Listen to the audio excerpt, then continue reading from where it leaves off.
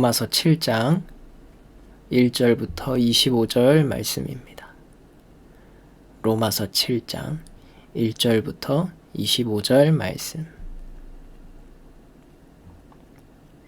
형제들아, 내가 법 아는 자들에게 말하노니 너희는 율법이 사람의 살 동안만 그를 주관하는 줄 알지 못하느냐.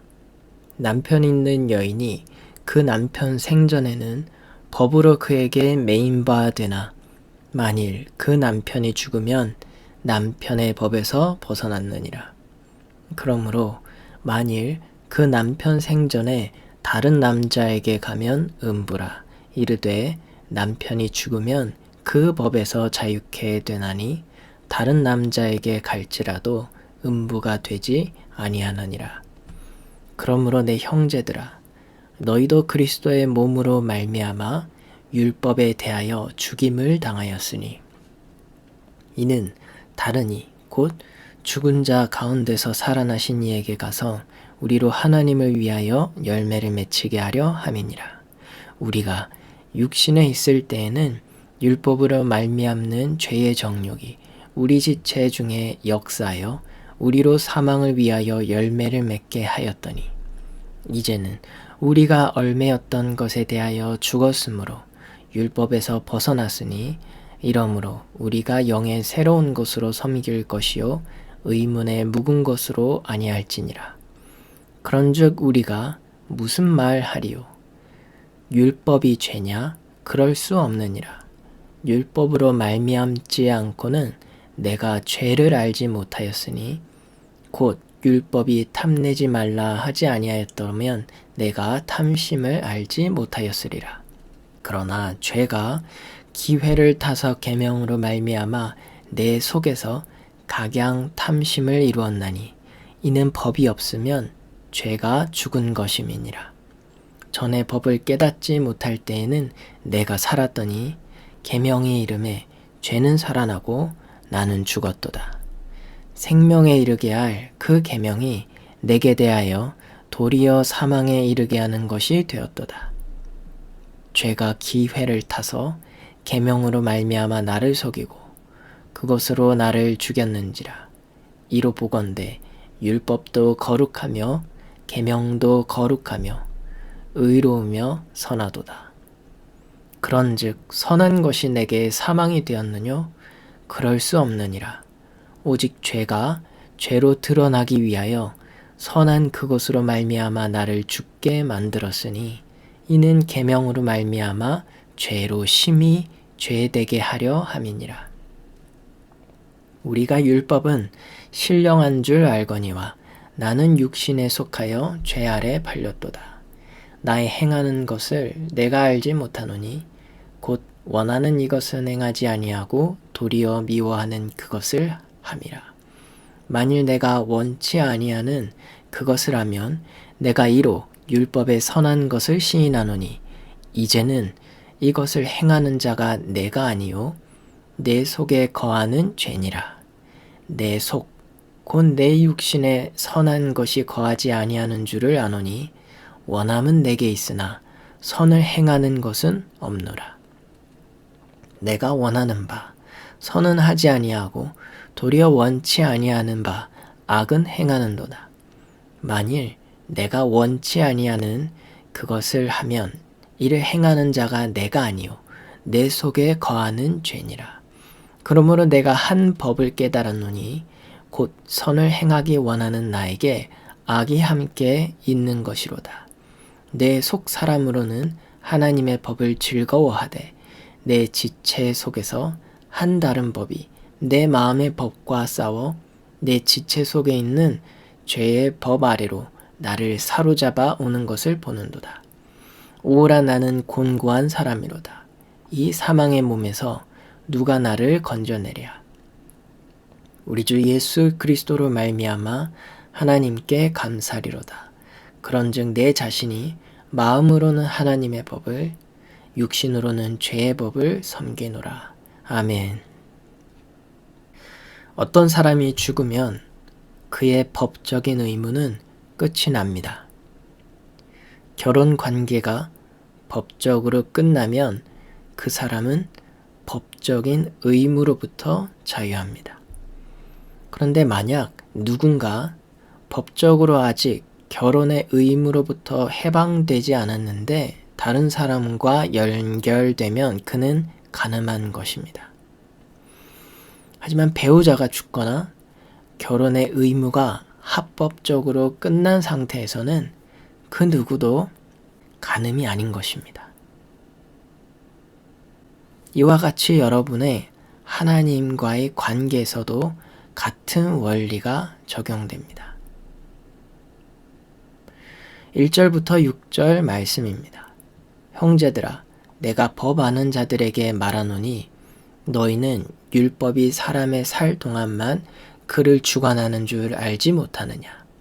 남편 있는 여인이 그 남편 생전에는 법으로 그에게 매인 바 되나 만일 그 남편이 죽으면 남편의 법에서 벗어났느니라.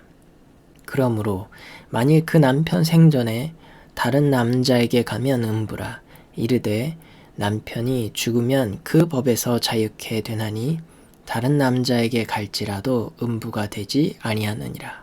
그러므로 내 형제들아, 너희도 그리스도의 몸으로 말미암아 율법에 대하여 죽임을 당하였으니 이는 다르니 곧 죽은 자 가운데서 살아나신 이에게 가서 우리로 하나님을 위하여 열매를 맺히게 하려 함이니라.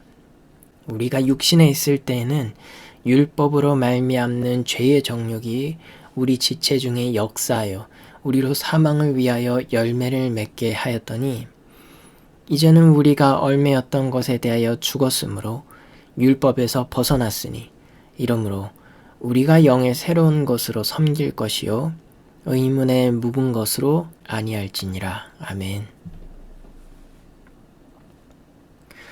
오늘 바울의 표현을 인용하면 여러분의 첫 번째 남편, 즉 율법이 메시아의 몸과 함께 십자가에 못 박힘으로 죽었기 때문에 여러분은 이제 결혼의 의무에서 벗어나 다른 자와 결혼할 자유를 얻었습니다.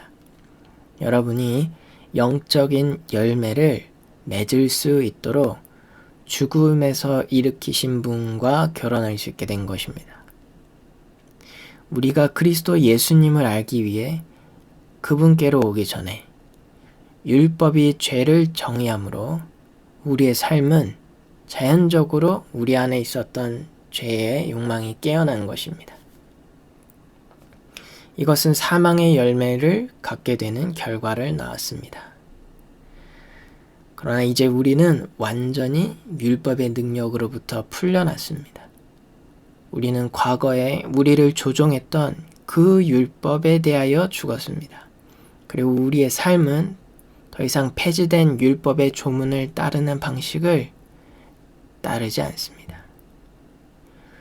우리는 예수님을 통해 이제 성령의 능력 안에서 새 생명의 신선함으로 살아가는 것으로 하나님을 섬길 수 있게 된 것입니다. 7절부터 12절 말씀 이어서 보겠습니다. 그런즉 우리가 무슨 말 하리요? 율법이 죄냐? 그럴 수 없느니라. 율법으로 말미암지 않고는 내가 죄를 알지 못하였으니 곧 율법이 탐내지 말라 하지 아니하였다면 내가 탐심을 알지 못하였으리라. 그러나 죄가 기회를 타서 계명으로 말미암아 내 속에서 각양 탐심을 이루었나니 이는 법이 없으면 죄가 죽은 것임이니라.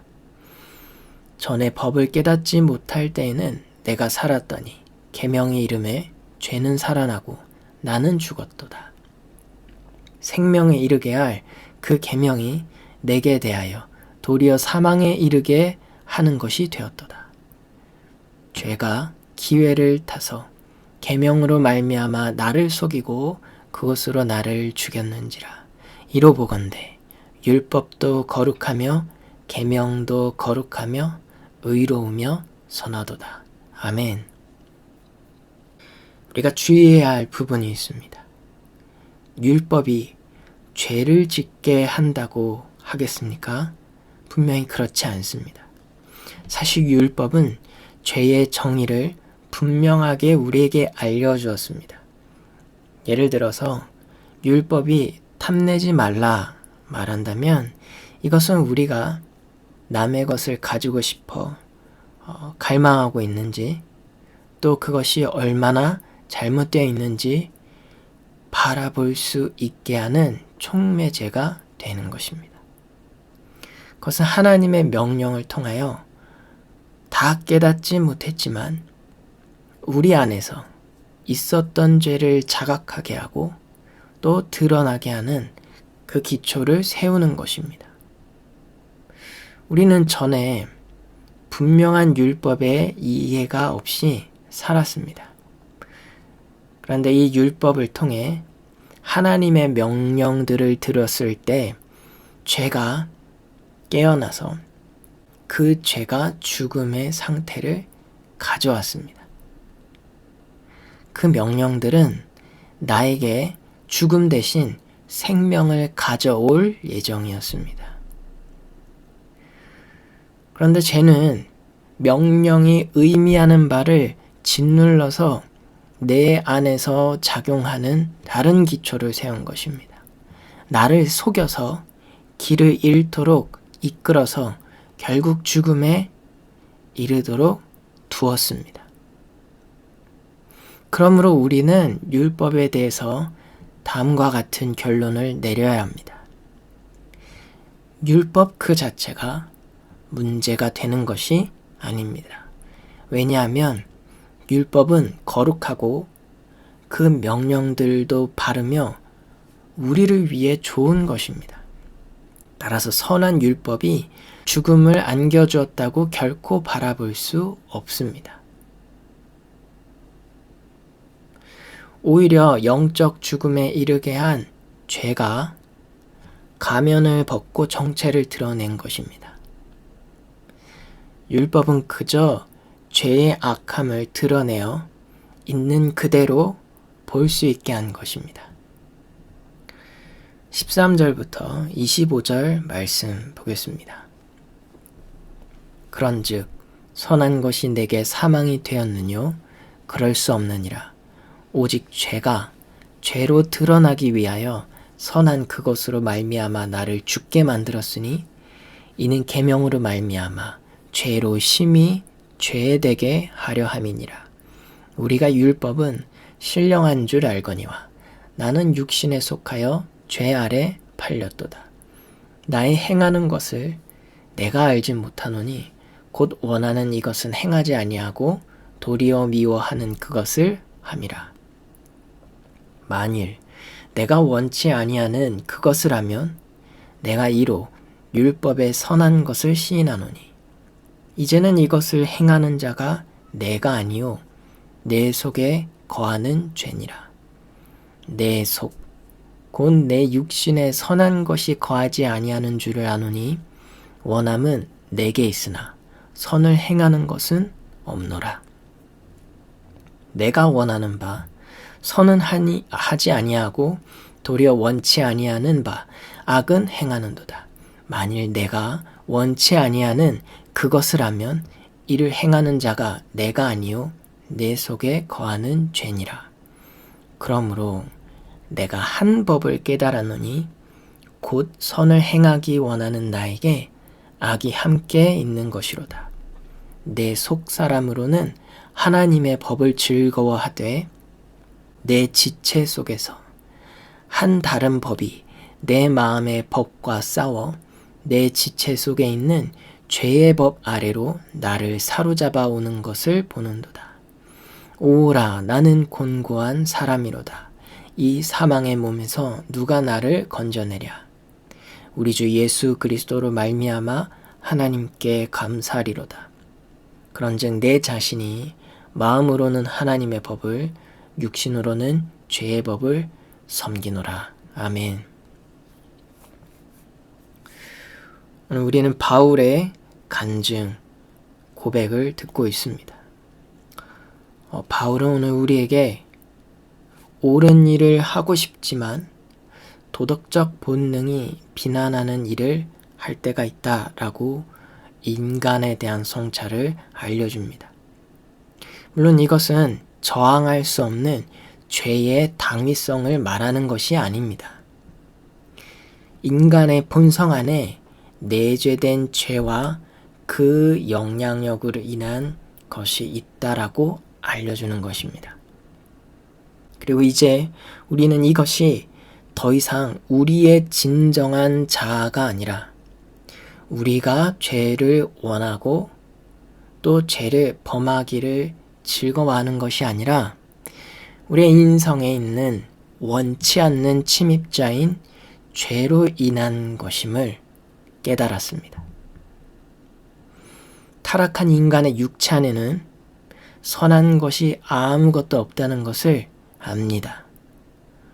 옳은 일을 하고자 하는 열망이 안에 있지만 그것을 이루기에는 의지가 부족합니다.